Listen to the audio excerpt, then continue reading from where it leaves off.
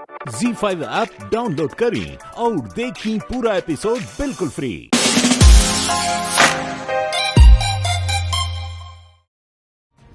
अब ली हल्दी पाउडर,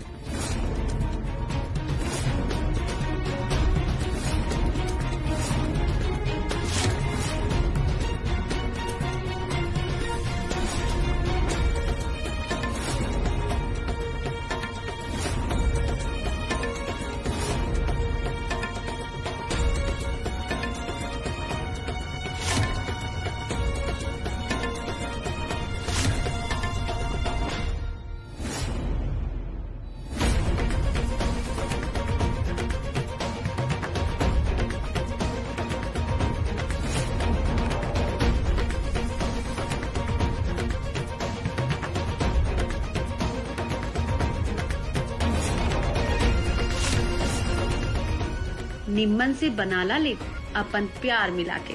वैसे तहार प्यार से हमार नफरत बेसी कारगर साबित होगी छोटका बबुआ।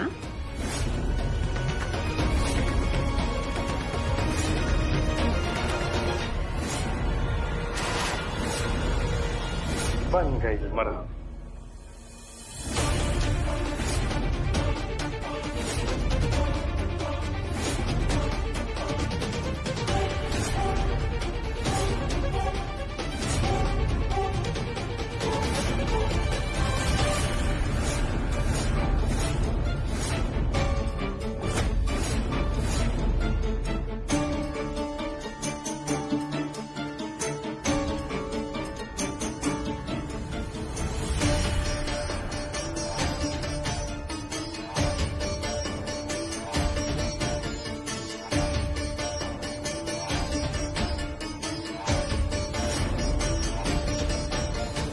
पता ना श्यामा के तड़पावे में हमरा इतना मजा काहे आवेला।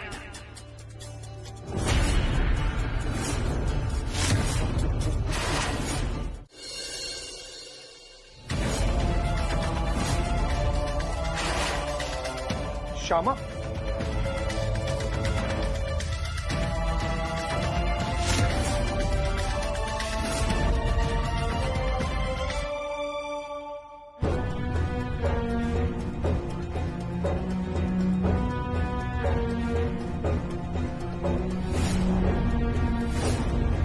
आप आराम से सूती श्यामा, आपके पीड़ा हरने की जिम्मेदारी हमारी।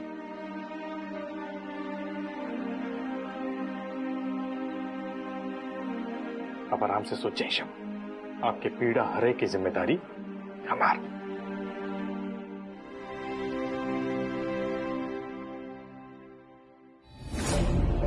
अरे मजनू की औलाद, लेप लगावा लेप।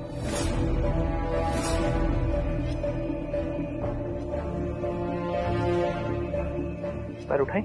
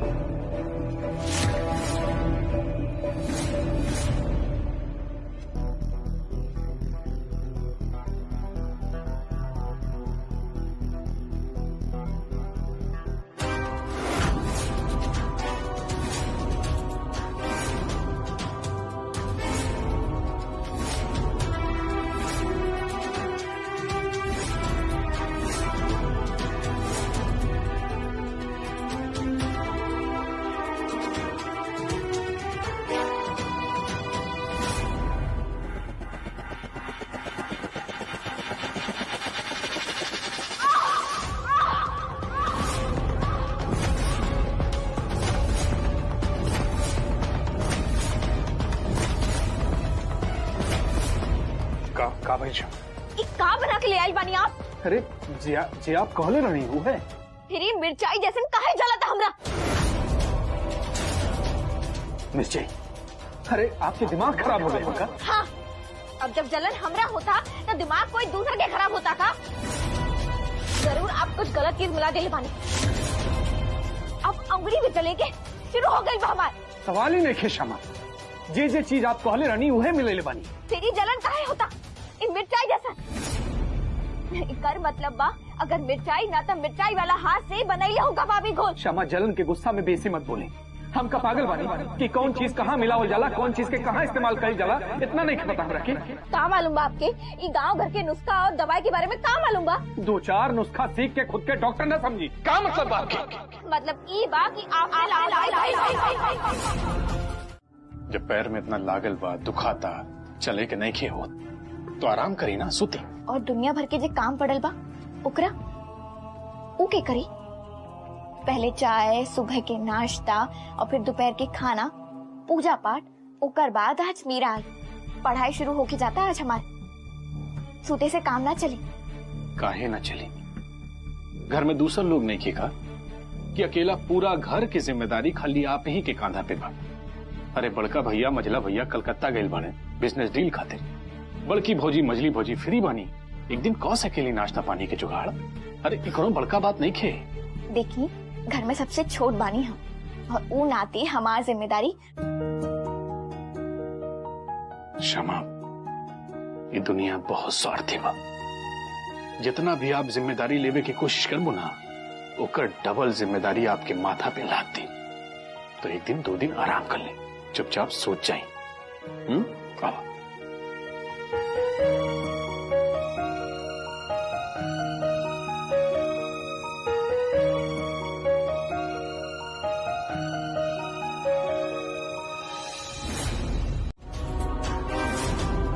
हमरा तो तू लोग के ये निर्णय एकदम सही नहीं खिलागत। लेकिन काहे बाबूजी, इनमें अनुचित वाला बात तो कुछ नहीं की। इंसान के समय पर ही गलतफहमी दूर कर लेवे के चाहिए, ना तो समय से पहले नफरत के पहाड़ खड़ा हो जाला। मीरा निमन लेके दिया, इनमें कोनो शक नहीं है, लेकिन आज भी ओकर मन में, विचार में, हर जगह हर जिक्र छुपल बा।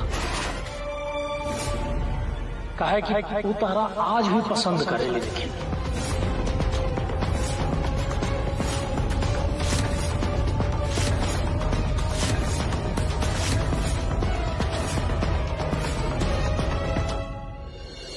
लेकिन माया दी, वो सब तो ठीक बा, लेकिन सामंजस्य भी तो कोनो चीज होला ना। श्यामा के समझे की चाहिए कि ओकरा में और निखिल में कितना अंतर बा। अरे समझे खातिर चाहिए समझदारी, और जे मिले ले शिक्षा से। अब शिक्षा के नाम पे तो लड़की दरिद्र बिया, आगे तू खुदे समझ ला। देखा मीरा, दुनिया की नजर में जे सच बा, असल में सच से ओकरा भेंट ही नहीं खे, और उहे सच जे असल में झूठ बा, ओकरे उजागर क के तहार सपना पूरा होगी जे तू देखले रहलू। निखिल के बारे में, ओकरा आपन बनावे के बारे में। ई घर में तहार एगो बड़ बहिन तो बरले बिया, तहार मदद करे खातिर। आपके बुझाता कि ई कुल कैला ठीक होगी? देखा मीरा, हमरा जितना बुझाता कि अगर तू देख लेबू तो सवाल न करबू। एनीवे, तू आवा, आज से तहार ड्यूटी भी शुरू होके जाता। आके कुछ समय साथे बितावा, फिर तहरा खुदे पता चल जाई कि असली बात का बा। ठीक बा माया दी, आवत है। वेलकम।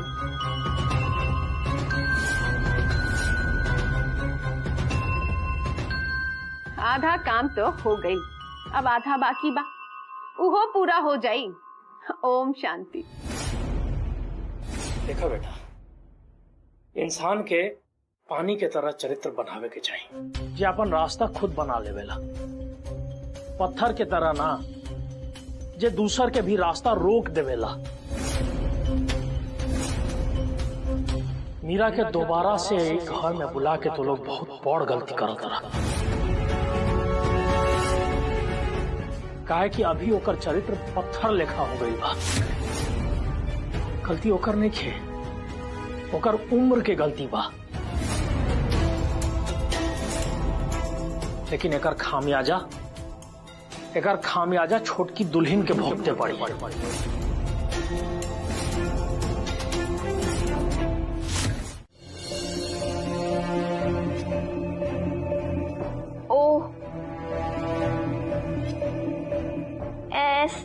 ई कौन भाषा बा? कुछ अक्षर सीधा और कुछ अक्षर उल्टा। हमार तक कपार फटा जाई। क्षमा, अरे भाई अक्षर उल्टा सीधा नहीं ये देखा ये किताबों में उल्टा रहे भाई। कोनो बात ना निखिल, सब सीधा हो जाए धीरे धीरे। पढ़ाई बिल्कुल शुरू से शुरू हुई, माने ए से उतना मालूम बा हमरा, रोज मैडम सिखैले रहनी हमरा ए और बी दोनों। अरे वाह, इतना अच्छा बात बा। मतलब हमार मेहनत आधा हो गई। सी से स्टार्ट करे के बाद। हाँ ऑल द बेस्ट। ऑल द बेस्ट मीरा से कहीं आप, इनकी जरूरी पड़ी, बहुत माथा पच्ची वाला काम ले ले बानी, आसान नहीं खे।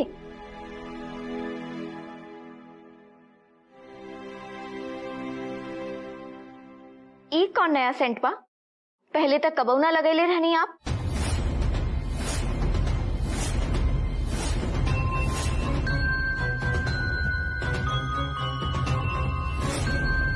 उतनी से हम आपन परफ्यूम लगा देनी है।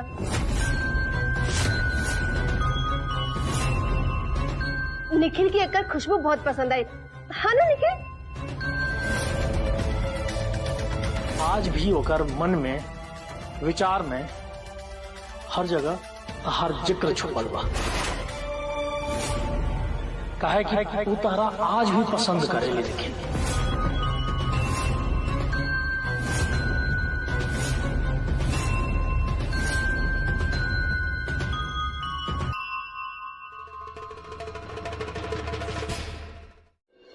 अब इतना निम्मन बात, तब पसंद तो आइबे करी। हाँ नु? अच्छा श्यामा, हम ऑफिस जाता नहीं, ठीक से पढ़ाई करे के बाद, माने एकदम मन लगा के सिर्फ पढ़ाई।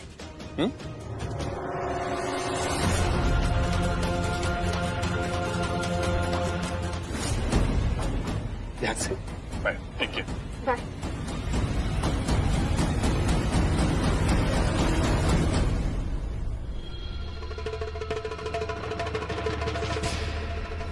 पढ़ाई होता कि तमाशा देखे कब हमरा।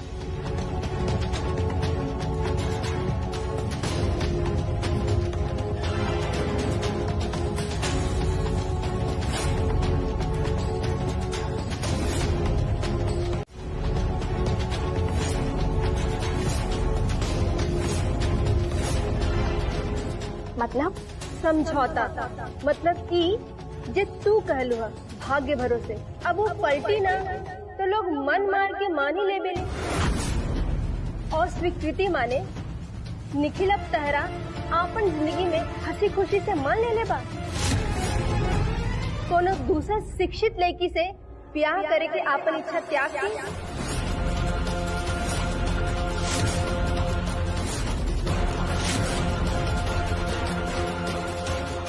ओ श्यामा, आई एम सॉरी, हमारा वो मतलब ना रहे, हम तो बस ऐसे ही। कोनो बात नहीं, आप बस आपन बात करी, मतलब हम खुद ही निकाल ले।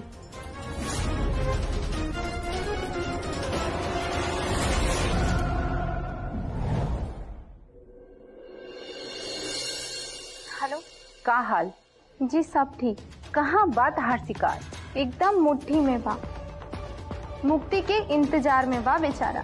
कह दा मुक्ति भी मिल जाए। वैसे रत्ती भर भी तहार मुट्ठी के कसाव ढील ना होके के चाहिए ना, तो हमरा विश्वास बा नतीजा निम्मन से याद होकी तहरा। बताई आगे का करे के बा? तैयार कैला जहर वाला इंजेक्शन, एक मुट्ठी में जान और दूसर में इंजेक्शन। काल जरूरी पड़ सकेला। तैयार बानी, बस आपके फोन के इंतजार रही। गुड, फिर अपन आँख कान दिमाग सब खोल के बैठा 24 घंटा। काहे से कि मौत अकस्मात ही आवेला। उससे पहले एगो मैसेज कह दा, मौत के आवे के आहट।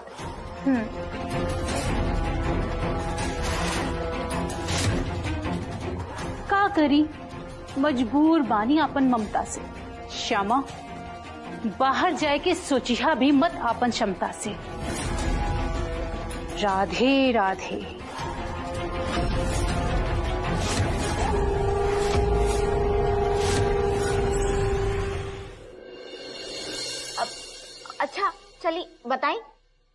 शिक्षित लड़की से ब्याह के चर्चा आपसे कैले हकाऊ? ना ना, ये तो बहुत पुरान बात बा।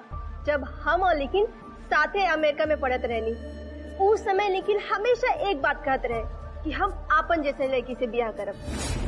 आपन ऐसा मतलब पढ़ल लिखल, शहरी, अंग्रेजी बोले वाली, शहरी तौर तरीका जाने वाली, एकदम हाई सोसाइटी।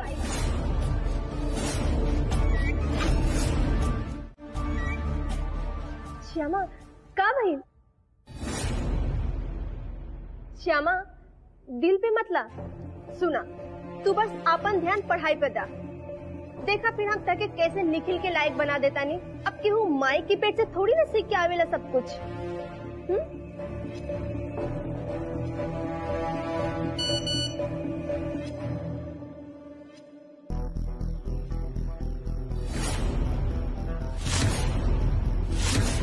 बस याद रहे कि नाटक, नखरा और ना, तीनों एकदम ना होके चाहिए, नाता मामला हाथ से बेहाथ होके में समय ना लागी।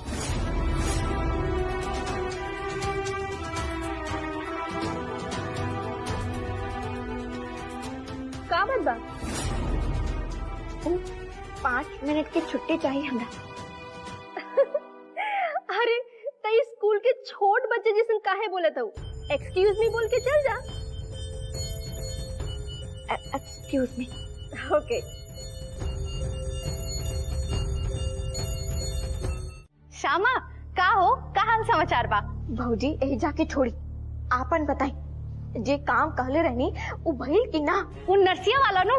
उफ, धीरे बात करी भौजी। उ नर्सिया वाला काम नु? हाँ। अरे सामा, वो काम की इतना हिम्मत कहाँ कि पुतुल के हाथ से भाग जाई। सब हो गई बा, अ से लेके ज्ञ तक कुछ हाथ लागल बा, लेकिन बुझाता एका दो और नुका के रखले दिया उड्डयन। भौजी, फिर आप कैसे कह देनी कि सब काम हो गए? देखिए, इस पूरा मामला के आप हल्का में मत ली। जब ले वो जहर वाला सुई आपके हाथ ना लग जाए। लागल रही खोज में, सब समय नर्स नंदू के पास ही रहेले। बच्चा की जान के ऊपर खतरा मंडरा रहल बा और आप निश्चिंत बानी। सब समय नंदू लगे रहे लायक कहाँ छोड़ले बारू तू ओकरा के? तहार टोटका ऐसन असर देखैले बा, आधा दिन तो बाथरूम में गुजर जाला वो नर्सिया के, और आधा दिन हमार नजर के फेरा में। ऐसे कैसे छोड़ी वो नंदू के? जब ओकर बड़ हो जाए जिंदा बिया, वो एक आध गो इंजेक्शन हाली से खोज ले। तू घबरा मत। भौजी, यह उम्मीद रहे हमरा आपसे। अब रखा था नहीं, और आप भी आपन नजर खोल के रखी। प्रणाम। खुश रहा, निश्चिंत रहा।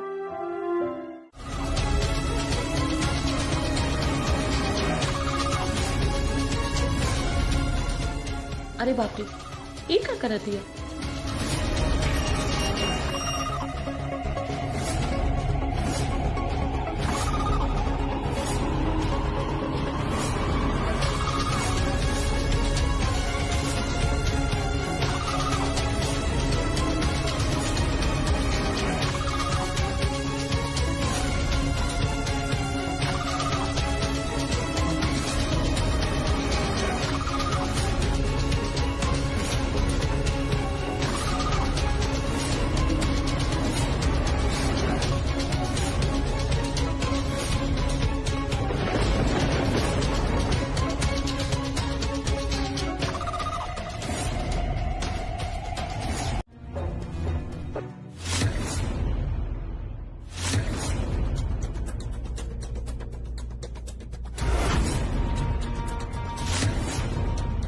अरे बाप रे, इतना डायनपन के लक्षण बुझाता हमरा।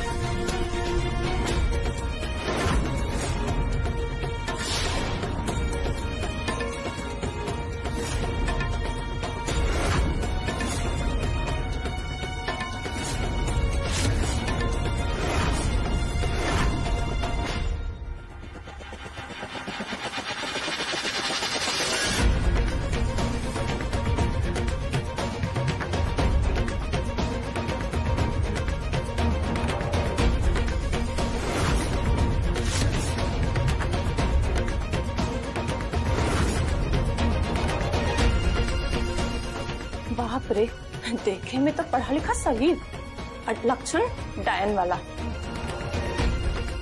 मालूम बा हमरा कि केरा खियावे के फिराक में बियाई।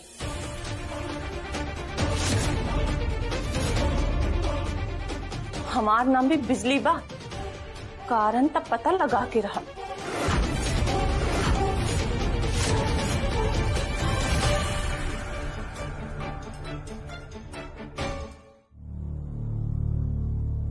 हे कृष्णा, ई मन इतना बेचैन काहे भइल बा हमार?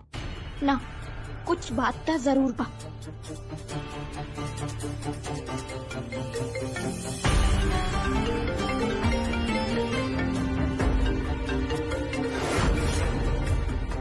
वीडियो कॉल, ओ भाऊजी के।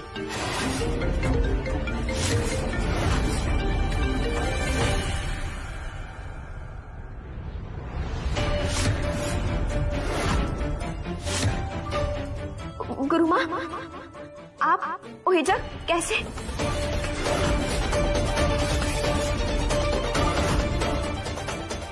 कुछ खास ना।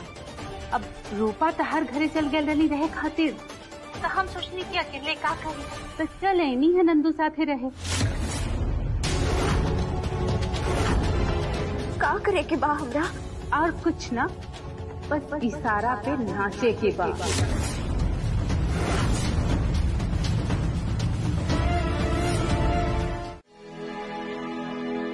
मैं कम इन सर। कम इन। सर ये आपके घर से आयल बा, मैडम भेज ली।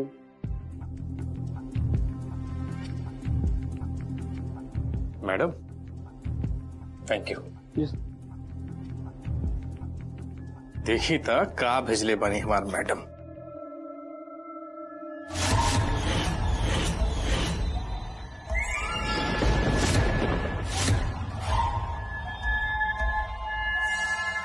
लंच विथ लव और लव विथ लंच।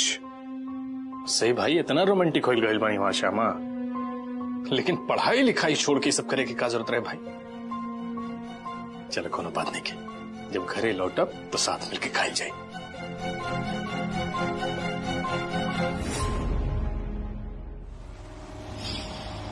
आज के लंच की का प्लान बा? ऑफिस की घरे आके ऑफिस लागत है। सैंडविच मीरा बनौले बनी। श्यामा,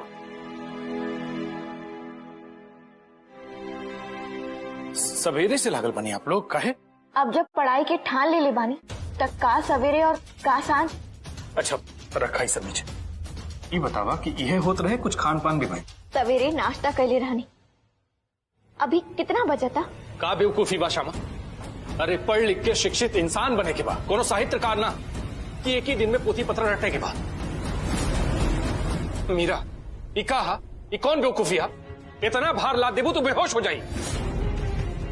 अरे नाना, उनकर गलती नहीं की, उनसे कुछ मत कहीं। असल में हमार मन लग गल रहे, ता सोचनी जितना बेसी हो जाए निम्मन रही। श्यामा, पढ़ाई कोनो कॉन्ट्रैक्ट ना, आराम से होके था। मीरा, आई एम सॉरी, असल में it's okay Nikhil, but I am really happy the way you care about her. वैसे खाली तहर वाइफ ना, हमो भूखा बानी। अरे पगला गेल बनी का आप लोग? अब बंद करी, सब हो गए। आज के कोटा पूरा रह दी सब पढ़ाई लिखाई। वैसे बा हम हो भूखाइल बनी।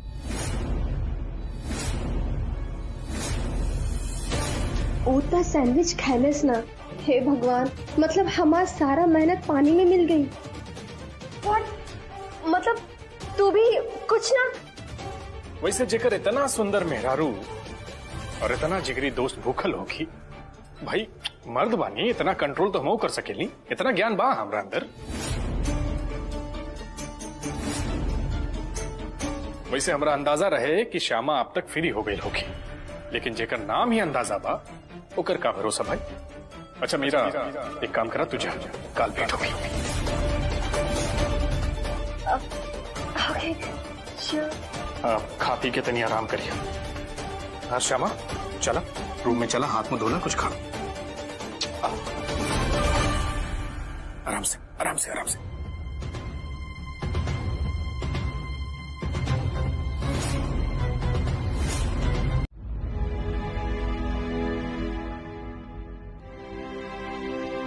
श्यामा, तू दोनों के ब्याह भले ही भाग्य भरोसे भर रहे, लेकिन तहरा ही समझे के पड़ी कि निखिल साथे तो धोखा ही भैल रहे ना।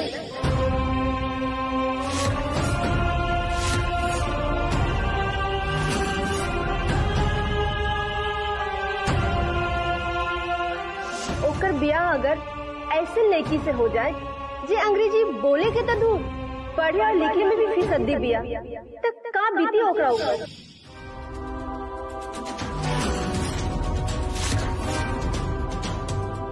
श्यामा, बुरा मत मनिया, लेकिन ई बतावा का निखिल कबो अपन दोस्त लोग से तरह के मिलावे ले गई बा?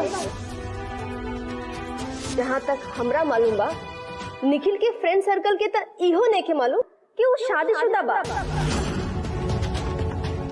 बेचारा कैसे कही हूँ, आखिर ई सच के तब बहाने से ढके के ही पड़ी।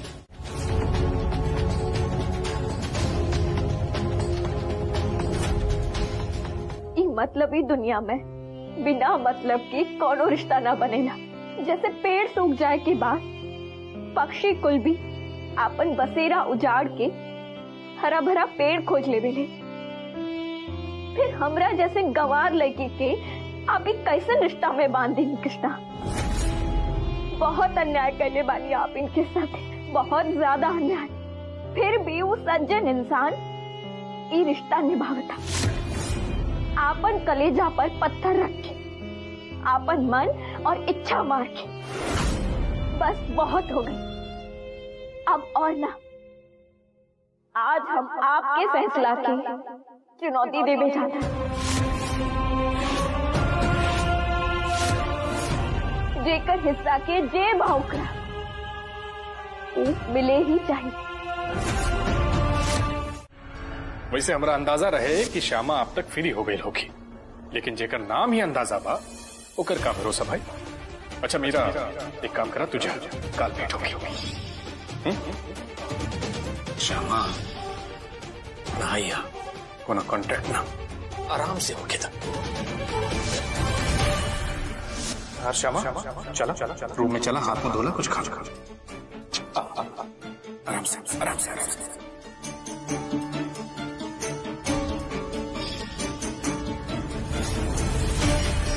मीरा फ्रेश हो गई लू, आवा खाना खा ला, खाना ठंडा हो जाई। अब दोसर के हो के गुस्सा अन्नपूर्णा पे कहाँ उतारा करो तू। चलो आवा खा ला कुछ, चलो चलो चलो। माँ जिद मत करी, एक बार कह देनी ना भूख नहीं खे। आप जाए, हमरा अकेले छोड़ दी। हमरा फिर वह लक्षण बुझाता सोनम, पिछली बार देख ले रानी, हमार बात का तू मनबू ना, लेकिन फिर से हम समझा देते हैं मीरा, दूर हो जाई कुछ चक्कर से। ना तो आज तो के भूख नहीं थे, कल निखिल ना रही तेरे जिंदगी में। अपर तो माँ एक बार में बात समझने की कोशिश करी मीरा। और हाँ, दोबारा ये शब्द मुंह से ना निकले की चाहिए। खाना के मना करे थे तोहरा समस्या के हल ना निकली मीरा। हम आपन समस्या के हल खोज ले। ढेर सफाई का मतलब ये होला कि दाल में कुछ काला बा। तनी सन बिल्डअप आउट चाहिए, तब ना बुझाई महाभारत होता पति पत्नी के बीच। दाल में काला मतलब आपके हमरा ऊपर विश्वास नहीं है? अरे विश्वास के बाद बीच में कहाँ आ गया? उतार खुद से ही पूछी। क्षमा, बात के बतंगड़ मत बनाई। बतंगड़ता आप बना देने वाली एक साधारण बात है।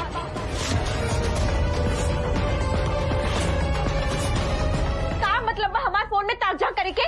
जब इतना साधारण बात तो फोन छुपाओ के नौबत कहाँ से आ गई? काहे छुपाओ पानी फोन आप? ई जाने के रहे आपकी, लेकिन काहे? शाबाश, ई देख के तो केहू कह दी संबंध के अब बस जनाजा उठे के बाकी रह गई बा। ठीक बा, गुरु माँ से बात होत रहे, अब बोली। जब इतना साधारण बात बा कि आपके बात गुरु माँ से होकत रहे तो बता देवे के रहे ना। का जरूरी बा बतावे के और पूछे के? हम का आपसे पूछे गए रहनी माई के जन्मदिन वाला दिन मीरा आपके गोद में काहे बैठल रही?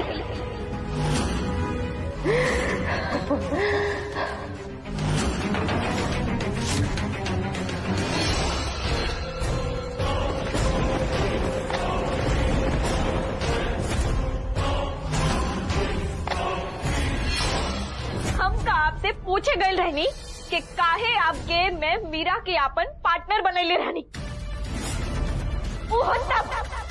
जब ऊ लड़की कबो आपके साथ ब्याह करे के चाहता है पूछ नहीं आता कबो।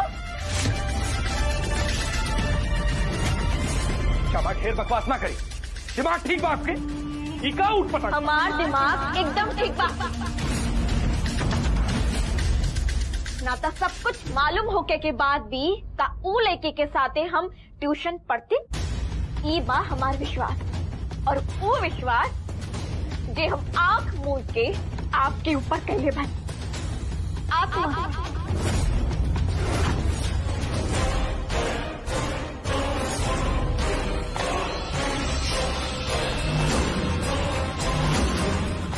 क्षमा कुआं की मेढक के यह लागेला कि पूरा दुनिया कुआं में समेट के रह गई बा।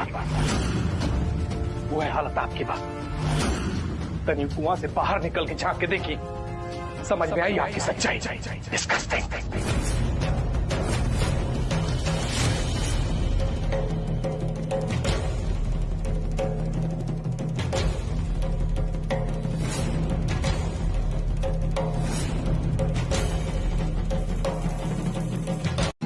ZEE5 ऐप डाउनलोड करें और देखें कुल एपिसोड एकदम फ्री।